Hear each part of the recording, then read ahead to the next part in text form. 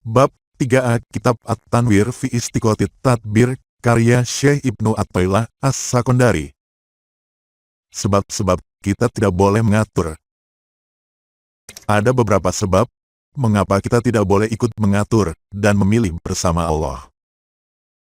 Sebab pertama adalah terbatasnya pengetahuanmu tentang pengaturan Allah yang telah berlaku atas dirimu. Ketahuilah, Allah telah berbuat untukmu sebelum kamu berbuat untuk dirimu sendiri. Sebelum kamu ada dan sebelum kamu ikut mengatur, Allah telah mengatur untukmu. Dan kini setelah kamu ada, tetap Allah juga yang mengatur dirimu. Maka bersikaplah kepada Allah seperti sikapmu sebelumnya. Tentu Dia akan memperhatikanmu seperti sebelumnya.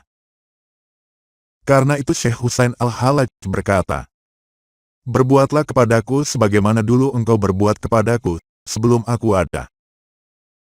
Al-Halaj meminta kepada Allah untuk mengatur urusannya, setelah ia ada sebagaimana dulu Allah mengatur dirinya, sebelum ia ada. Jadi sebelum keberadaannya, setiap hamba telah diatur oleh ilmu Allah. Namun setelah ada, mereka ingin mengatur dirinya sendiri. Sehingga akhirnya mereka terlantar. Mungkin kamu bertanya, sebelum aku ada, bagaimana Allah mengaturnya? Ketahuilah, segala sesuatu telah memiliki wujud dalam ilmu Allah. Walaupun belum ada wujud fisiknya, wujudnya dalam ilmu Allah. Itulah yang diatur oleh Allah. Ada persoalan besar mengenai masalah ini yang tidak layak untuk dijelaskan di sini. Penjelasan penting. Ketahuilah, Allah mengurusmu lewat pengaturannya dalam semua fase kehidupanmu.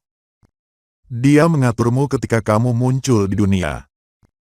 Dia mengaturmu dengan pengaturan yang baik di hari penetapan seluruh takdir di alam azali. Yaitu ketika Dia bertanya, "Bukankah aku adalah Tuhanmu?" Dan semua manusia menjawab, "Ya, benar." Di antara bentuk pengaturannya ketika itu adalah Dia memperkenalkanmu kepadanya. Dia nampakkan dirinya, sehingga kamu bisa menyaksikannya. Dia membuatmu berbicara dan memberimu ilham untuk mengakui sifat rububiyahnya, sehingga kamu mengesahkannya. Selanjutnya Dia menjadikanmu sebagai nutfah yang tersimpan dalam sulbi ayah. Di sana Dia mengurusmu lewat pengaturannya. Dia menjagamu seraya terus mengaruniaimu melalui ayahmu dan moyangmu hingga Nabi Adam alaihi salam. Lalu Dia memindahkanmu ke rahim ibumu. Lalu Dia menjadikan rahim ibumu sebagai tanah di mana tanaman dirimu bisa berkembang dan diberi kehidupan. Lalu Allah mengumpulkan kedua nutfah di dalam rahim ibumu dengan penuh kasih sayang. Semua itu berdasarkan kebijaksanaan ilahi, bahwa sesungguhnya semua yang wujud itu terjadi atas rahasia ketuhanan. Lalu setelah nutfah atau sperma itu, Allah menjadikannya sebagai alaqah atau segumpal darah. Setelah itu Allah memberi bentuk atau gambar pada mudghah tersebut. Lalu Allah meniupkan ruh kepadamu. Allah memberimu makan di dalam rahim ibumu dengan darah haid, sehingga kuat anggota tubuhmu. Dan Allah menguatkan gerakanmu. Lalu Allah mengharuskan ayah dan ibumu untuk memperhatikanmu hingga dewasa. Semua itu sebagai kasih sayangnya kepadamu. Dia tidak membebanimu dengan kewajiban apapun hingga akalmu menjadi sempurna. Yaitu ketika kamu bermimpi sebagai tanda balik. Allah tidak pernah berhenti memberimu nikmat dan karunia sampai usiamu tua. Limpahan kasih sayangnya tak pernah putus ketika kamu memasuki usia senja. Di saat kamu meninggal dunia, kamu dibangkitkan kepadanya dan berada di hadapannya. Ketika Dia menyelamatkanmu dari siksanya, kamu dimasukkan ke dalam surganya. Yaitu ketika Dia mengangkat hijabnya darimu, serta mengangkatmu ke makom para wali. Allah berfirman dalam surat Al-Qamar, ayat 54 dan 55. Orang yang bertakwa berada di taman dan sungai-sungai. di tempat yang disenangi di sisi Tuhan yang Maha Kuasa. Nah, kebaikan mana lagi yang tak kamu syukuri? Dan karunia mana lagi yang tak kamu ingat? Kemudian Allah juga berfirman dalam surat An-Nahl, ayat 53. Dan apa saja nikmat yang ada padamu, berasal dari Allah. Engkau tahu bahwa kebaikan Allah selalu meliputi dirimu. Kamu tidak akan pernah terlepas dari karunia-Nya. Jika kamu ingin mengetahui penjelasan tentang perkembanganmu dari fase ke fase, perhatikanlah firman Allah dalam surat Al-Mu'minun ayat 12-16. Dan sungguh, kami telah menciptakan manusia dari saripati, berasal dari tanah. Kemudian kami jadikan saripati itu air mani yang disimpan dalam tempat yang kokoh, atau rahim. Kemudian air mani itu kami jadikan segumpal darah. Lalu segumpal darah itu kami jadikan segumpal daging. Dan segumpal daging itu kami jadikan tulang belulang. Lalu tulang belulang itu kami bungkus dengan daging. Kemudian kami jadikan dia makhluk yang berbentuk lain. Maka Maha Sucilah Allah, Pencipta yang paling baik. Kemudian setelah itu, sesungguhnya kamu pasti mati. Kemudian sesungguhnya kamu akan dibangkitkan dari kuburmu pada hari kiamat. Liputan cahaya dan sinarnya begitu jelas. Wahai hamba, satu-satunya yang harus kamu lakukan adalah menyerah dan bersandar kepadanya. Allah melarangmu ikut campur mengatur, menemukan, atau memilih. Wallahul muwaffiq. Bab 3b. Sebab kedua adalah, ketika kamu mengatur dirimu sendiri menunjukkan ketidaktahuanmu akan pengaturan Allah yang baik kepadamu. Seorang mukmin mengetahui bahwa jika ia tidak ikut mengatur bersama Allah, maka Allah akan mengatur dirinya dengan baik, sebagaimana firman Allah dalam surat At-Tolak ayat 3. Siapa yang bertawakal kepada Allah, Dia akan mencukupinya. Jadi aturlah dirimu untuk tidak ikut mengatur dan mementingkan pengaturanmu sendiri. Tentang hal ini sejalan dengan surat Al-Baqarah ayat 189 pada kalimat, masukilah rumah-rumah itu dari pintunya.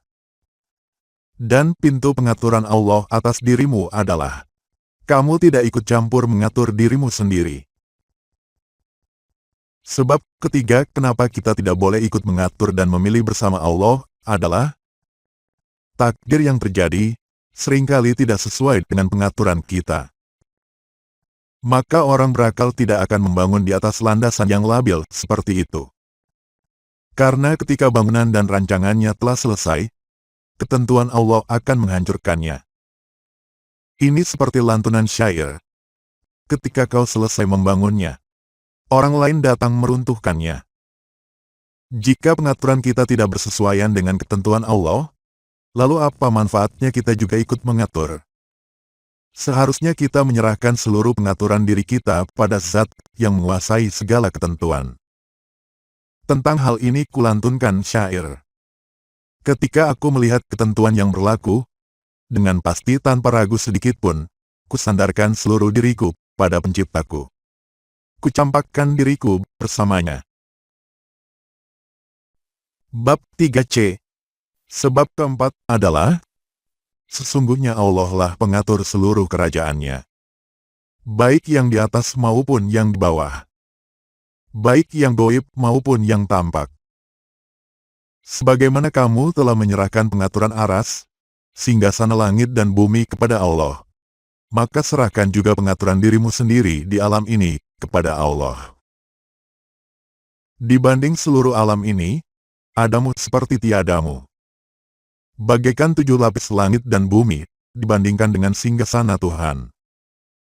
Dan jika dibandingkan dengan aras, singgasana Tuhan beserta 7 lapis langit dan bumi, keberadaanmu seperti kerikil kecil di hamparan padang pasir. Jadi bagaimana mungkin kamu menggunakan posisimu di tengah hamparan kerajaan Tuhan?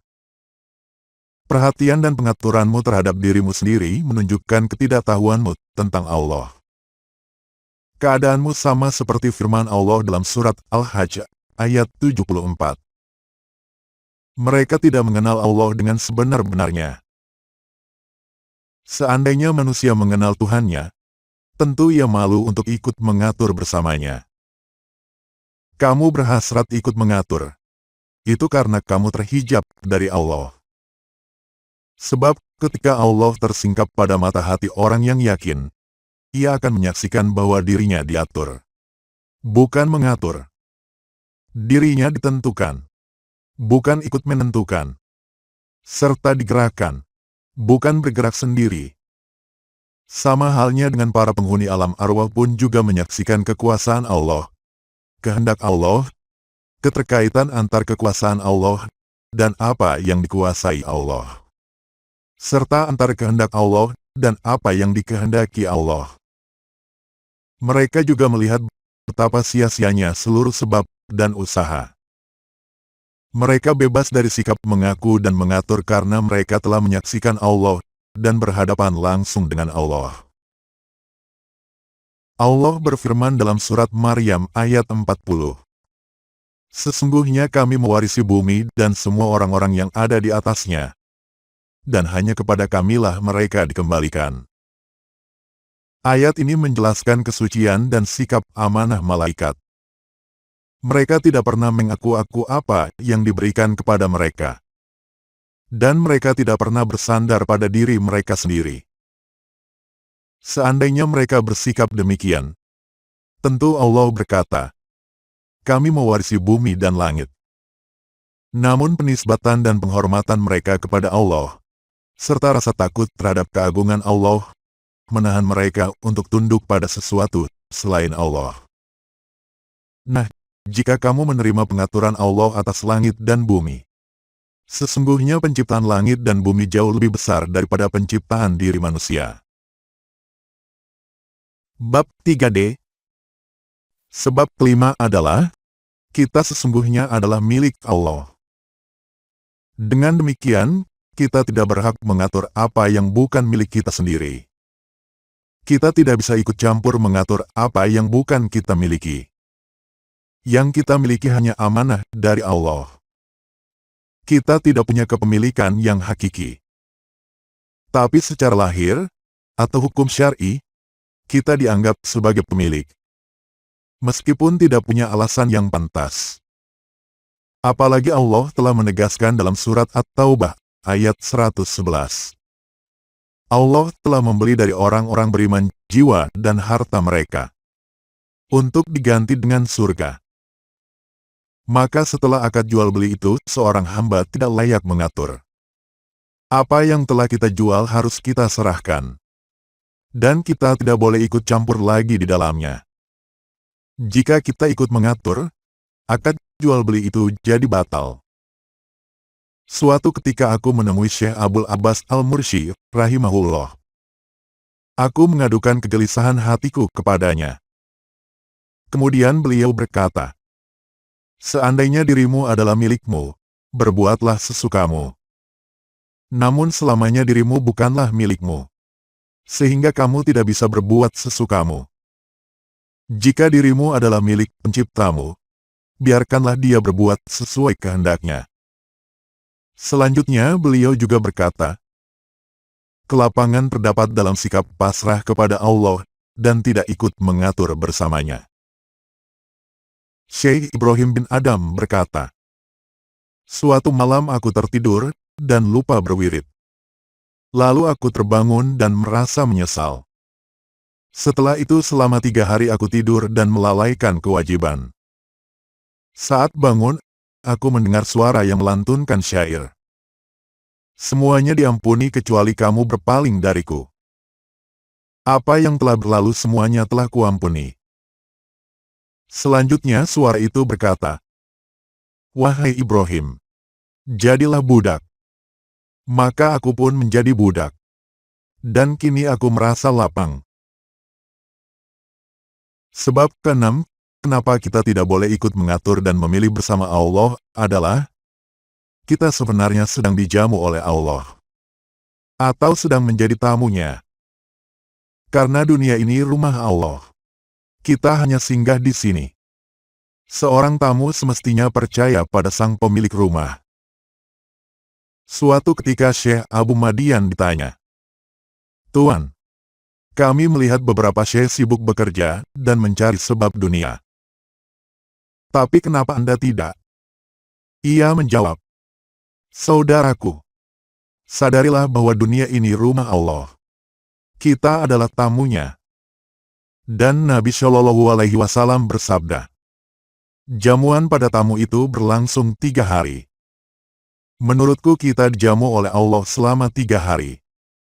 Dan Allah berfirman dalam surat Al-Hajj ayat 47. Satu hari di sisi Tuhanmu seperti 1000 tahun dalam perhitunganmu.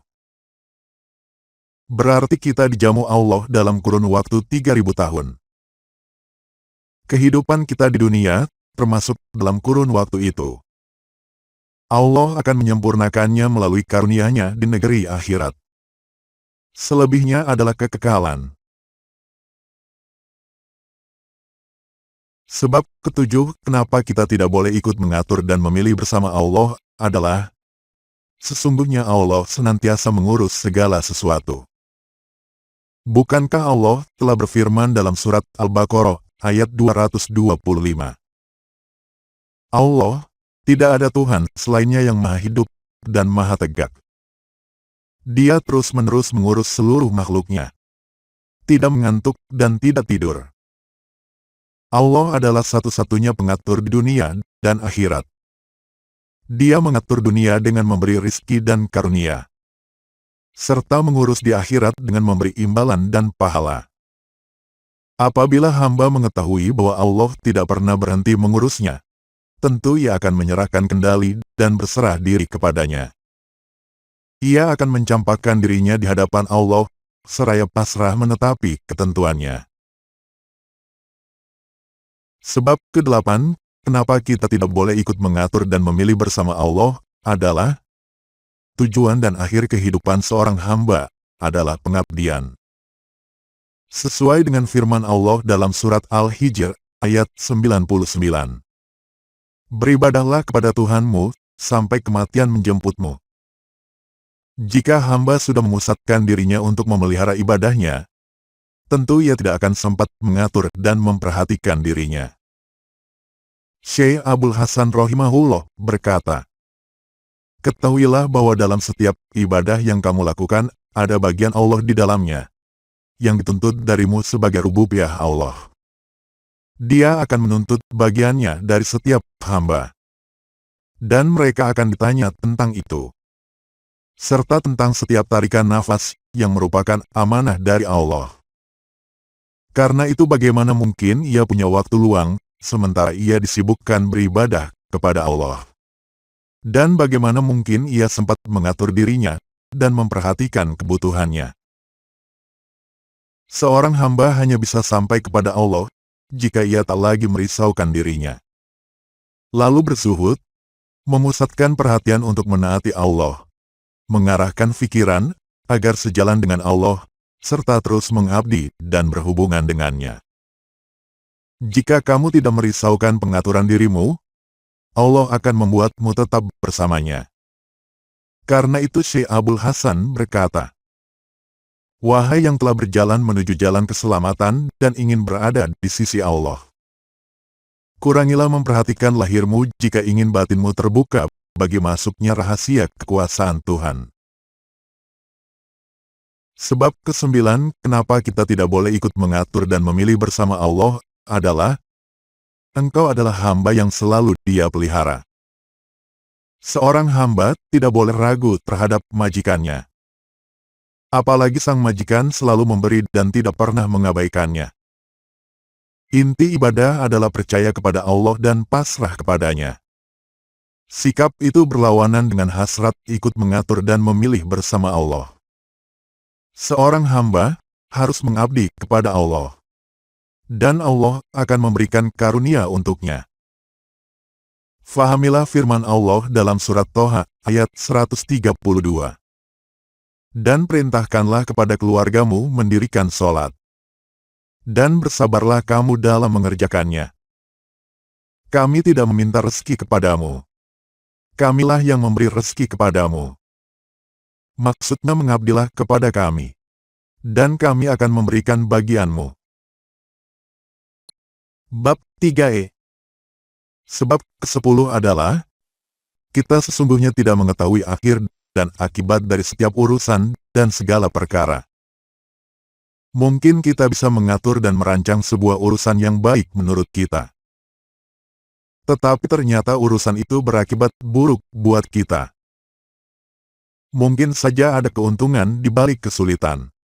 Dan sebaliknya banyak kesulitan di balik keuntungan. Bisa jadi bahaya datang dari kemudahan. Dan kemudahan datang dari bahaya. Atau mungkin saja anugerah tersimpan dalam ujian. Dan sekaligus juga cobaan tersembunyi di balik sebuah anugerah. Dan bisa jadi kita mendapatkan manfaat melalui tangan musuh. Atau sebaliknya kita bisa juga binasa lewat orang yang kita cintai. Jadi bagaimana mungkin orang berakal akan ikut mengatur bersama Allah, sedangkan ia tidak mengetahui mana yang berguna dan mana yang berbahaya bagi dirinya sendiri. Syekh Abdul Hasan Rahimahullah berkata, baru kita menyadari bahwa Allah melihat kita dengan pandangan yang baik, dari arah yang tidak kita ketahui, dan memilihkan untuk kita dari arah yang juga tidak kita ketahui. Sungguh buruk hamba yang tidak paham dan tidak pasrah kepada Allah. Sekarang cermatilah syair berikut. Sering kuhasratkan sesuatu, namun engkau telah memilihkan untukku. Pilihanmu senantiasa lebih baik, dan engkau teramat sayang kepadaku.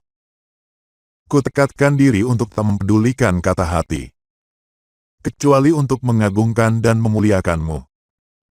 Dan kutekatkan diri agar engkau tak melihatku, menjamah dan melakukan yang engkau larang. Karena dalam hatiku, engkau teramat agung. Diceritakan ada seorang arif, ketika ditimpa musibah berkata, "Ah, tak apa-apa. Itu baik." Pada suatu malam, seekor serigala datang dan memakan ayamnya. Ketika ia diberitahukan, ia menjawab, "Ah, tak apa-apa." Di malam berikutnya, anjingnya mati. Saat diberitahu, ia berkata, "Semua baik-baik saja." Lalu besok harinya keledainya mati. Ia tetap berkata, "Ah, tak apa-apa. Baik-baik saja." Sedang keluarganya tidak menyukai jawaban itu. Namun pada suatu malam ada sekelompok orang menyerang desa itu, dan membunuh semua penduduknya. Tak ada yang selamat, kecuali si Arif dan keluarganya. Ternyata gerombolan itu mendatangi penduduk, mengikuti suara ayam, gonggongan anjing, dan bunyi keledai. Sementara si Arif sudah tidak memilikinya. Kematian hewan-hewan itu menjadi sebab keselamatannya. Maha suci Allah yang maha mengatur dan maha bijaksana. Seorang hamba baru menyadari baiknya pengaturan Allah adalah setelah suatu peristiwa berlalu. Itulah sifat umumnya manusia. Berbeda dengan kaum khawas atau kalangan khusus. Justru dari awal sudah tahu dan sadar akan baiknya pengaturan Allah sebelum peristiwanya terjadi. Kalangan khusus ini pun terbagi beberapa tingkatan. Ada orang yang berbaik sangka dan berserah diri pada Allah, karena Allah telah banyak memberikan anugerah dan karunia.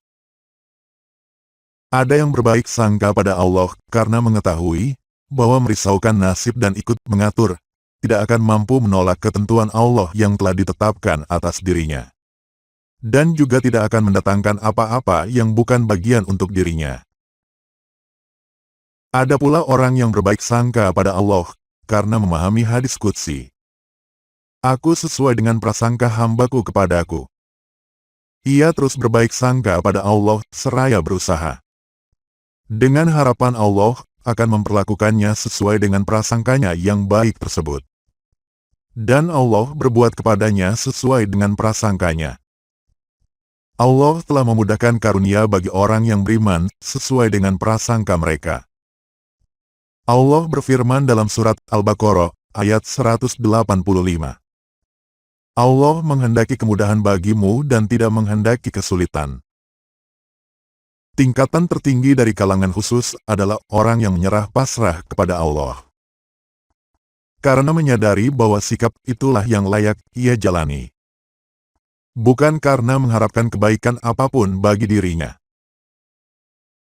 Tingkatan yang pertama tidak mengeluarkan hamba dari belenggu.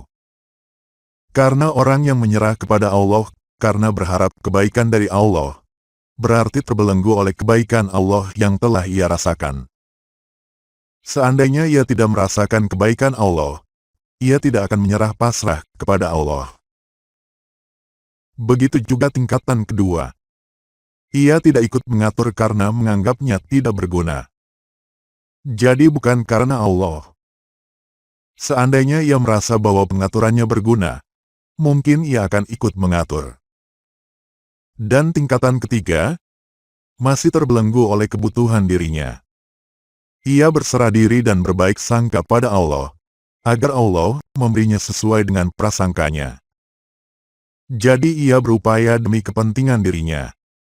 Ia takut tidak akan mendapatkan karunia Allah, jika ia tidak pasrah dan berbaik sangka pada Allah.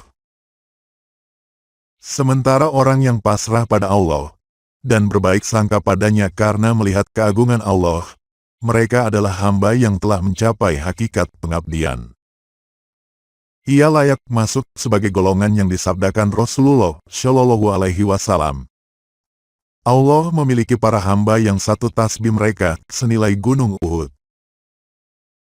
Allah telah membuat perjanjian dengan semua hamba untuk tidak ikut mengatur bersamanya, lewat firman-Nya dalam surat Al-A'raf ayat 172. Dan ingatlah, ketika Tuhanmu mengeluarkan keturunan anak Adam dari sulbi mereka. Dan Allah mengambil kesaksian terhadap jiwa mereka seraya berfirman, "Bukankah aku ini Tuhanmu?" Mereka menjawab, "Betul, Engkau Tuhan kami. Kami menjadi saksi. Kami lakukan yang demikian itu agar di hari kiamat kamu tidak mengatakan, 'Sesungguhnya kami Bani Adam adalah orang-orang yang lengah terhadap ini.'" Pengakuan bahwa Allah adalah Tuhan mereka meniscayakan sikap pasrah sepenuhnya dan tidak ikut mengatur bersamanya. Itulah akad perjanjian yang diucapkannya sebelum ia menjadi nafas yang selalu risau dan ingin ikut mengatur bersama Allah. Seandainya hamba tetap berada dalam kondisi pertama yang tak terhijab dari Tuhannya dan juga dekat dengannya, tentu ia tidak akan ikut mengatur bersama Allah.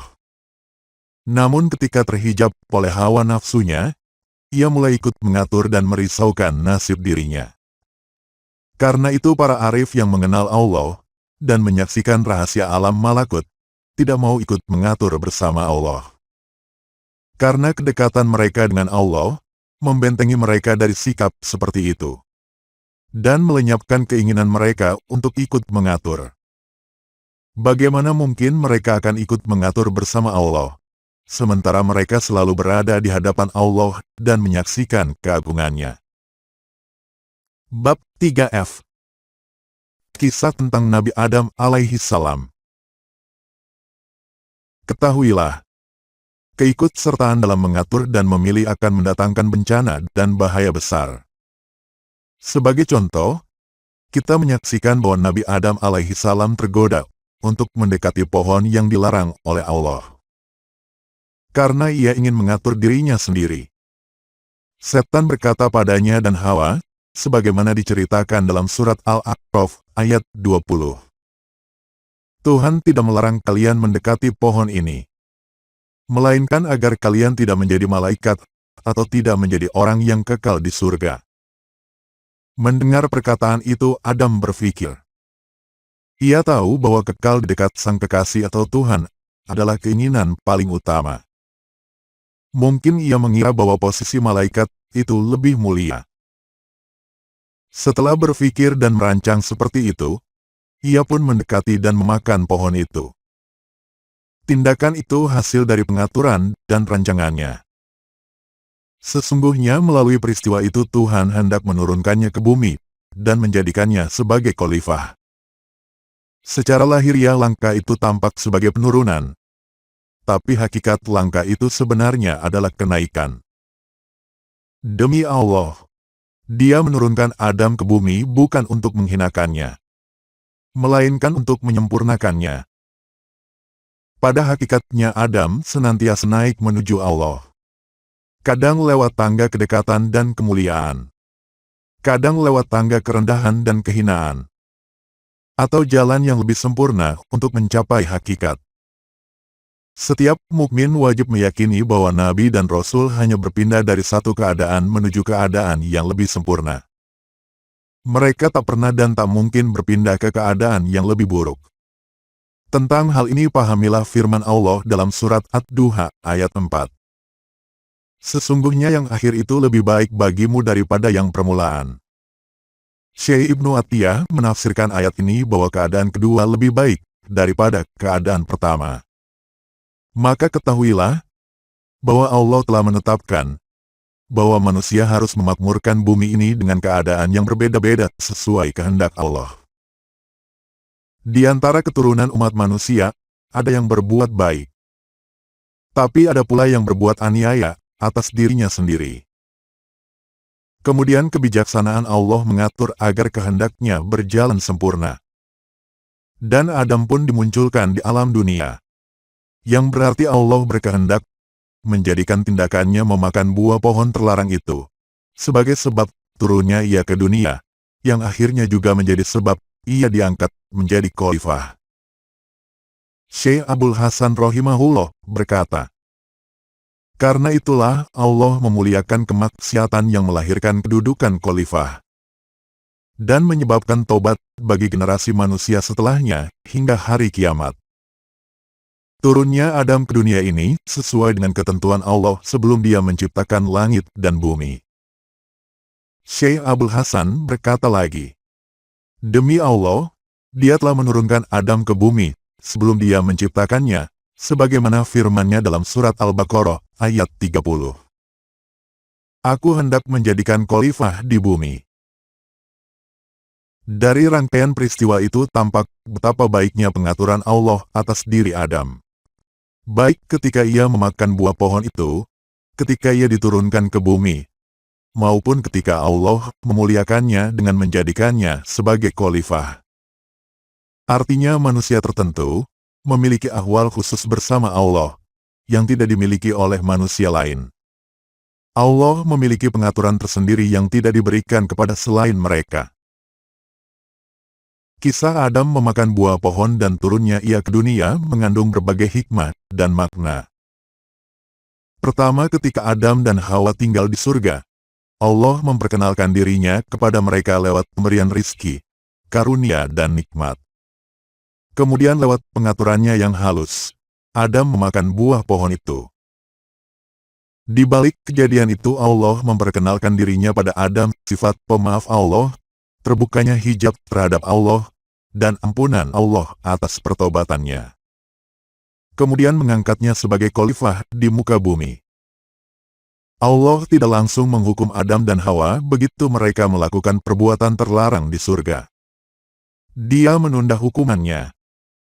Setelah itu Adam dimaafkan dan dilimpahi anugerahnya, yang Maha Pemaaf, yaitu tidak langsung menghukumnya atas kesalahannya.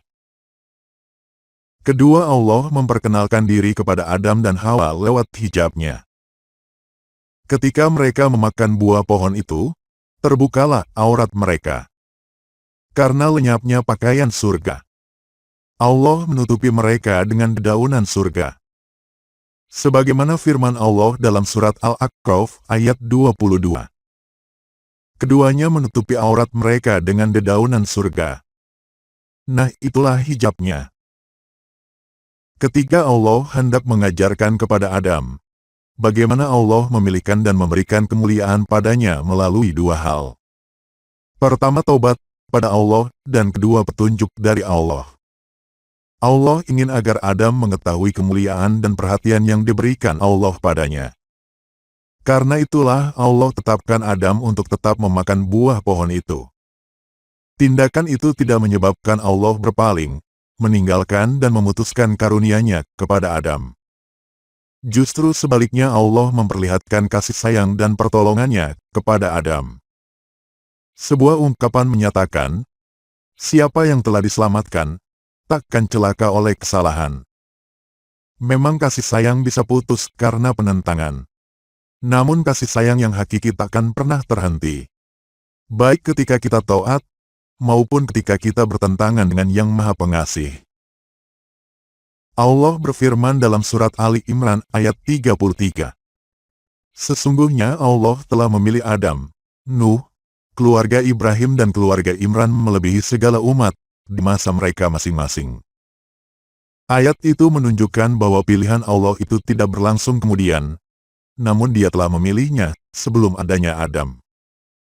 Apa yang terjadi setelah perbuatan dosanya, merupakan pembuktian pilihan Allah atas dirinya. Allah menampakkan bukti pemilihan dan pertolongannya kepada Adam dengan memberinya kemudahan untuk bertaubat. Lalu sesudahnya mendapat petunjuk dari Allah. Kemudian Allah menurunkan Adam ke bumi. Allah memperkenalkan dirinya dengan kebijaksanaannya, sebagaimana Dia memperkenalkan diri kepada Adam di surga, melalui berbagai kekuasaannya yang menakjubkan. Karena dunia adalah tempat berjuang lewat hukum sebab akibat, maka ketika Adam turun ke bumi, Allah mengajarkannya cara membajak, bertani, serta berbagai perjuangan hidup yang dibutuhkan, hingga Allah mewujudkan untuknya apa yang telah ditetapkan sebelumnya lewat surat Toha, ayat 117. Kemudian kami berfirman, wahai Adam, sesungguhnya iblis inilah musuh bagimu dan bagi istrimu. Maka sekali-kali jangan sampai dia mengeluarkan kamu berdua dari surga. Kelak kamu akan menderita. Maksud dari sehingga kamu menderita dalam ayat tersebut, adalah kepenatan lahir. Bukan penderitaan atau kemalangan sebagai lawan dari kebahagiaan. Allah tidak berkata sehingga kalian menderita, tapi hanya sehingga kamu menderita. Karena laki-lakilah yang harus menanggung beban dan kepenatan tersebut. Karena laki-laki adalah pemimpin bagi para wanita. Jadi kalimat dalam ayat itu bukan berarti terputusnya hubungan, turunnya hijab, dan pengusiran dari Allah. Catatan penting. Ketahuilah, perbuatan Adam alaihi wasallam memakan buah pohon itu bukan sebuah tindakan pembangkangan atau penentangan. Bisa jadi ia makan buah itu karena lupa larangan Allah. Ini pendapat sebagian ulama berdasarkan firman Allah dalam surat Toha, ayat 115. Kami telah melarang Adam sebelumnya. Namun kami tidak melihatnya memiliki tekad yang kuat. Atau mungkin ia ingat larangan Allah. Namun tetap memakannya karena setan berbisik kepadanya. Tuhan tidak melarang kalian untuk memakan dari pohon itu, kecuali agar kalian tidak menjadi malaikat dan tidak kekal. Cinta dan rindunya kepada Allah mendorongnya melakukan sesuatu agar dirinya bisa kekal di samping Allah, atau membuatnya seperti malaikat. Karena dia melihat kedekatan malaikat dengan Allah. Jadi Adam memakan buah itu agar bisa memperoleh kedudukan seperti malaikat yang ia anggap lebih baik. Meskipun para ahli makrifat berbeda pendapat tentang mana yang lebih baik di antara keduanya, malaikat atau nabi. Apalagi selanjutnya disebutkan, iblis bersumpah kepada keduanya. Kami betul-betul memberi nasihat kepada kalian. Sehingga Adam berpikir, rasanya iblis yang berani bersumpah atas nama Allah tidak mungkin berbohong. Akhirnya terjadilah apa yang Allah katakan. Iblis berhasil memperdaya Adam dan Hawa. Perlu diketahui bahwa sebagaimana layaknya penghuni surga, apa yang dimakan Adam alaihi wasallam tidak menyisakan kotoran. Makanan yang dimakannya keluar dalam bentuk keringat yang merembes wangi laksana kasturi. Namun ketika ia memakan buah pohon yang terlarang itu, tiba-tiba perutnya menjadi sakit. Maka dikatakan kepada Adam, "Hai Adam, di mana kau membuangnya? Di keluarga? Di kamar atau di pinggir sungai? Turunlah ke bumi. Itulah tempat yang paling memungkinkan." Sesuatu yang mengandung maksiat akan mempengaruhi pelakunya, dan pasti akan merasakan akibatnya. Berdasarkan kisah Adam tersebut, kita bisa mengibaratkan bahwa segala sesuatu yang dilarang adalah pohon. Surga adalah hadratullah. Adam adalah hatimu. Hawa adalah nafsumu. Janganlah mendekati pohon yang membuat kalian, termasuk orang yang zalim. Kendati demikian, kita berbeda dengan Adam alaihi salam. Karena ia berada dalam liputan pertolongan Allah. Ketika ia memakan buah pohon itu, ia diturunkan ke bumi untuk menjadi khalifah. Sementara apabila kita yang memakan pohon larangan itu, maka kita akan diturunkan ke negeri terputusnya hubungan dengan Allah. Maka kita akan dikeluarkan dari surga ketaatan, menuju negeri terputusnya hubungan. Akibatnya hati kita jadi menderita. Hatilah yang merasa sakit ketika hubungan terputus dengan Allah. Bukan nafsu. Sebab nafsu justru merasakan berbagai kenikmatan dan kesenangan dalam keterputusan itu. Kesukaannya justru terletak pada kelalaiannya. Kemudian ketahuilah, Allah memperkenalkan dirinya kepada Adam melalui penciptaan. Maka ketika itulah Adam memanggil Allah, "Wahai yang Maha Kuasa." Kemudian Allah memperkenalkan diri kepadanya lewat pemberian kehendak. Maka ketika itulah Adam memanggil Allah, "Wahai yang Maha Berkehendak." Lalu Allah memperkenalkan diri kepadanya lewat ketentuannya, melarangnya mendekati pohon itu. Maka ketika itulah Adam menyeru Allah, "Wahai yang Maha Memutuskan." Kemudian Allah menetapkan Adam untuk memakannya. Maka ketika itulah Adam memanggil Allah, "Wahai yang Maha Memaksa." Allah tidak langsung menghukum Adam ketika ia memakannya. Maka ketika itulah Adam memanggil Allah, "Wahai yang Maha Pemaaf." Kemudian Allah tidak menyingkapkan aibnya. Sehingga Adam menyeru Allah, "Wahai yang Maha Menutupi." Setelah itu Allah melimpahkan taubat kepadanya. Sehingga Adam memanggil Allah, "Wahai yang Maha Memberi Taubat." Kemudian Allah menunjukkan kepada Adam bahwa perbuatannya memakan buah pohon itu tidak memutuskan cinta Allah kepadanya. Sehingga Adam memanggil Allah, "Wahai yang Maha Kasih." Setelah itu Allah menurunkannya ke bumi dan memberinya fasilitas hidup. Sehingga Adam memanggil Allah, "Wahai yang Maha Lembut." Selanjutnya Allah memberi Adam kekuatan untuk melaksanakan kewajiban. Sehingga Adam memanggil Allah, "Wahai yang Maha Membantu." Lalu Allah memperlihatkan kepada Adam rahasia tindakan memakan larangan Tuhan dan turunnya ia ke bumi. Sehingga Adam memanggil Allah, "Wahai yang Maha Bijaksana." Kemudian Allah membelanya menghadapi musuh dan segala tipu dayanya.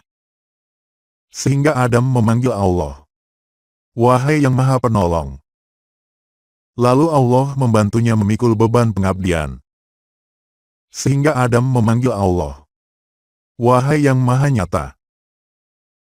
Jadi Allah menurunkan Adam ke bumi semata-mata untuk menyempurnakan ketetapan Tuhan untuknya, serta menegakkannya lewat berbagai kewajiban. Dengan demikian, Adam telah menjalani dua pengabdian, yaitu pengabdian dengan menjalani ketetapan Allah, dan pengabdian dengan menjalankan kewajiban yang dibebankan kepadanya. Anugerah Allah kepadanya begitu besar dan karunia Allah padanya juga tak amat banyak. Bab 3G. Keutamaan makom penghambaan atau makom ubudiyah. Ketahuilah, kedudukan paling mulia yang diberikan kepada manusia adalah sebagai hamba. Semua kedudukan lainnya hanyalah seperti pelayan bagi kedudukan ini. Dalilnya adalah firman Allah dalam surat Al-Isra ayat pertama. Maha suci Allah yang telah menjalankan hambanya di malam hari, serta apa yang kami turunkan kepada hamba kami. Kaf Haya Ain Sod. Penuturan tentang rahmat Tuhanmu kepada hambanya Zakaria. Bahwa tatkala hamba Allah Muhammad berdiri menyembahnya. Ketika Rasulullah diberi pilihan, menjadi nabi sekaligus raja, atau nabi sekaligus hamba, maka ia memilih kedudukan hamba yang mengabdi kepada Allah. Itulah dalil bahwa kedudukan hamba itu adalah kedudukan yang paling mulia dan paling agung. Nabi Shallallahu Alaihi Wasallam bersabda, "Aku hanyalah hamba. Aku tidak makan sambil bersandar. Akan tetapi aku hamba Allah yang makan seperti hamba lainnya makan." Nabi juga bersabda, "Aku adalah pemimpin anak Adam dan tidak ada kebanggaan." Menurut Syekh Abul Abbas arti hadis ini adalah, "Aku tidak bangga dengan kepemimpinan itu. Aku hanya bangga menjadi hamba Allah. Untuk itulah manusia diciptakan." Seperti difirmankan Allah dalam surat Az-Zariyat ayat 56. "Aku tidak menciptakan jin dan manusia melainkan untuk beribadah kepadaku." Ibadah adalah bentuk lahir pengabdian. Dan penghambaan adalah sebagai ruhnya. Apabila kita telah memahami hal ini, maka ketahuilah bahwa ruh dan hakikat penghambaan adalah tidak ikut mengatur dan tidak menentang takdir Allah. Jadi jelas penghambaan adalah tidak mengatur dan memilih bersama hak rububiyah Allah. Dan penghambaan sebagai kedudukan yang paling mulia itu hanya bisa dicapai dengan sikap tidak ikut mengatur. Karena itu seorang hamba semestinya berserah diri sepenuhnya kepada Allah. Dan terus berusaha mencapai tingkatan yang paling sempurna dan paling mulia. Diriwayatkan bahwa Rasulullah Shallallahu Alaihi Wasallam mendengar Abu Bakar membaca Al-Quran dengan suara pelan. Sementara Umar membacanya dengan suara keras. Rasulullah bertanya kepada Abu Bakar, "Kenapa engkau merendahkan suaramu?" Abu Bakar menjawab, "Dia yang kuseru mendengar suaraku." Lalu kepada Umar Rasulullah juga bertanya, "Kenapa engkau meninggikan suaramu?" Umar menjawab, "Untuk menghilangkan kantuk dan mengusir setan." Mendengar jawaban itu Rasulullah mengatakan kepada Abu Bakar, "Tinggikan suaramu sedikit." Dan kepada Umar beliau mengatakan, "Rendahkan suaramu sedikit." Menurut Syekh Abul Abbas, Rasulullah ingin agar masing-masing mereka keluar dari keinginan mereka sendiri, lalu pindah menuju keinginan Rasulullah. Artinya, keluarnya mereka berdua dari kehendak mereka sendiri merupakan ibadah terbaik. Itu sebabnya Rasulullah mengeluarkan mereka berdua dari apa yang mereka kehendaki untuk diri mereka masing-masing. Meskipun maksud mereka berdua baik. Bab 3H. Kisah tentang Bani Israel. Perlu diketahui bahwa ketika Bani Israel terdampar di padang pasir, Allah telah memilihkan untuk mereka rizki berupa minuman sejenis madu dan makanan sejenis burung puyuh atau manna dan salwa. Minuman itu keluar dengan mudah dari mata air. Namun karena dasar mereka bebal, mereka akan tetap bebal. Mereka mengabaikan pengaturan Allah dan meminta sesuatu yang biasa mereka makan. Seperti yang terdapat dalam surat Al-Baqarah ayat 61. Mereka berkata, "Mintakan kepada Tuhanmu untuk kami agar Dia mengeluarkan apa yang ditumbuhkan bumi berupa sayur-sayuran, ketimun, bawang putih, kacang adas dan bawang merah." Musa berkata, "Apakah kalian akan menggantikan sesuatu yang lebih baik dengan sesuatu yang lebih rendah? Pergilah ke sebuah kota. Pasti kalian akan memperoleh apa yang kalian minta." Akhirnya mereka ditimpa kehinaan dan kenistaan, serta mendapat murka Allah. Mereka mendapatkan akibat buruk seperti itu, karena mereka meninggalkan pilihan Allah yang sesuai untuk mereka, dan mementingkan pilihan mereka sendiri. Karena itulah mereka disindir dengan pertanyaan, "Apakah kalian akan menggantikan sesuatu yang lebih baik dengan sesuatu yang lebih rendah?" Ayat ini bisa ditafsirkan, Kalian mau menggantikan minuman yang manis dan burung yang sangat lezat, dan juga didapat dengan mudah, dengan bawang putih, bawang merah dan kacang adas. Makna hakikatnya, kalian mau menggantikan kehendak Allah dengan kehendak kalian sendiri.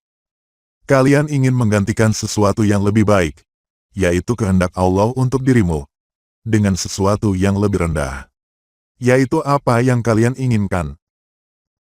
Kemudian kalimat pergilah ke sebuah kota, maka apa yang kalian inginkan hanya bisa kalian dapatkan. Makna hakikinya adalah, turunlah dari langit kepasrahan dan baiknya pilihan Allah untuk diri kalian. Ke negeri tempat pengaturan dan pilihanmu sendiri yang teramat nista dan hina. Kalian layak mendapatkan tempat itu. Karena kalian telah ikut memilih dan mengatur bersama Allah. Seandainya umat ini terdampar, tentu mereka tidak akan berkata seperti Bani Israel karena terang dan lapangnya jiwa mereka. Tidakkah kamu melihat bagaimana Bani Israel sejak awal telah berkata kepada Musa, yang menjadi sebab mereka terdampar? Pergilah kamu berperang. Beritahu Tuhanmu, kami akan duduk menanti di sini. Dan tanpa malu mereka akhirnya berkata, mintakan kepada Tuhanmu untuk kami. Di awal mereka enggan melaksanakan perintah Allah. Dan di akhir mereka memilih untuk dirinya sendiri.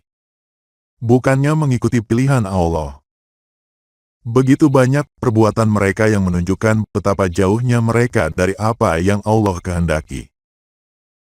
Karakter mereka itu juga tampak pada ucapan mereka dalam surat An-Nisa ayat 153. Perlihatkanlah Allah kepada kami secara nyata. Begitu juga ucapan mereka kepada Musa dalam surat Al-A'raf ayat 138. Ketika kaki mereka belum kering dari air laut yang dibelah oleh Allah, sehingga mereka bisa menyeberang ketika dikejar oleh kaum penyembah berhala, mereka berkata, wahai Musa, buatlah untuk kami sebuah Tuhan atau berhala, sebagaimana mereka mempunyai beberapa berhala. Musa menjawab, sungguh kamu orang-orang yang bodoh. Allah berfirman dalam surat Al-A'raf ayat 171. Ingatlah, ketika kami mengangkat bukit ke atas mereka. Seakan-akan bukit itu awan yang menaungi. Dan mereka yakin bukit itu jatuh menimpa mereka. Kami katakan kepada mereka, peganglah dengan teguh apa yang telah kami anugerahkan kepadamu. Serta ingatlah selalu atau amalkanlah apa yang tersebut di dalamnya agar kamu bertakwa. Sementara untuk umat ini, Allah telah mengangkat di atas hati mereka bukit kehebatan dan keagungan. Dan mereka memegang kitab suci dengan kekuatan iman. Mereka memiliki pendirian yang teguh. Mereka tidak menyembah anak sapi dan sejenisnya. Karena itulah Allah berfirman dalam surat Ali Imran ayat 110. Kalian adalah umat terbaik yang dikeluarkan untuk manusia. Dan juga dalam surat Al-Baqarah ayat 143. Demikianlah kami jadikan kalian umat pertengahan, yaitu umat yang baik dan lurus.